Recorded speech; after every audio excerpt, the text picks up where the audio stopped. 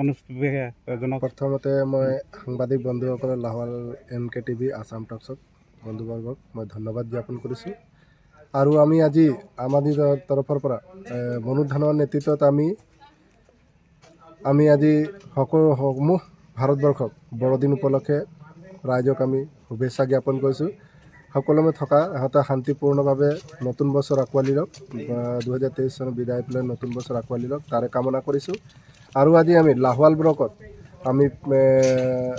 ব্লকৰ যোগেদি আমি আজি আঠাবাৰী, মোহনবাৰী আৰু আমাৰ ইকৰাতলি পঞ্চায়ত হেজেল বেংকত আমি কেক এটি দি উপহাৰ দিছোঁ। আৰু তেখেতলোকক আমি কৈছোঁ আমাৰ দলটি আগন্তুক উজ্জ্বল ভৱিষ্যত কামনা হওক আৰু ৰাইজক আমি কাম কৰিব পাৰিলে সুবিধা দিয়ক তাৰে আমি প্ৰে কৰিব কৈছোঁ, যাতে আমি দলটিক আমি আগুৱাই লৈ যাওঁ আৰু ৰাইজক আমি কেনেকৈ ধৰণৰ সুবিধাতে কাম কৰিব পাৰোঁ তাৰে আমি কামনা কৰিছোঁ।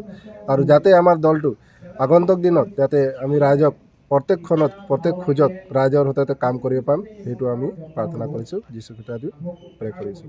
আপোনালোকৰ আয়োজন কৰিছে আমি দিনজোৰা কাৰ্যসূচী আমি প্ৰত্যেক গীৰ্জাঘৰত আমি গৈছোঁ, ৰাইজৰ বাৰ্তালাপ কৰিছোঁ, গীৰ্জাঘৰত গৈ পেলাই আমি যীশুখ্ৰীষ্টক প্ৰে কৰিছোঁ যাতে আমি আগন্তুক দিনত আমাৰ ভগৱানে আমাক যাতে যীশুখ্ৰীষ্ট আমাক প্ৰেৰণা কৰক যাতে আমি ৰাইজৰ কাম কৰিবৰ কাৰণে সুবিধা পাম, সেয়া কামনা।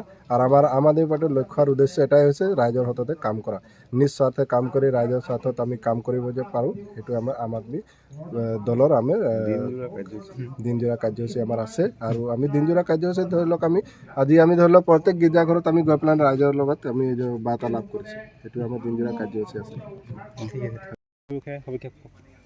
হয়, আমি আজি পবিত্ৰ বৰদিনত লাহোৱাল আৰু চাবুৱা সমষ্টি আম আদমিৰ তৰফৰ পৰা আৰু সমগ্ৰ অনুষ্ঠানটো আমাৰ মনোজ ধানৰ ডাঙৰীয়াৰ থ্ৰু দি আমি আজি বৰ্তমান হেজেল বেংক আৰু আঠাবাৰী চাৰ্চত পবিত্ৰ বৰদিনৰ দিনটিত আমি সকলোকে এটি কেক আমি দি আহিছোঁ। আৰু অৱশেষত আমি আজি মোহনবাৰী চাৰ্চত উপস্থিত হৈছোঁহি।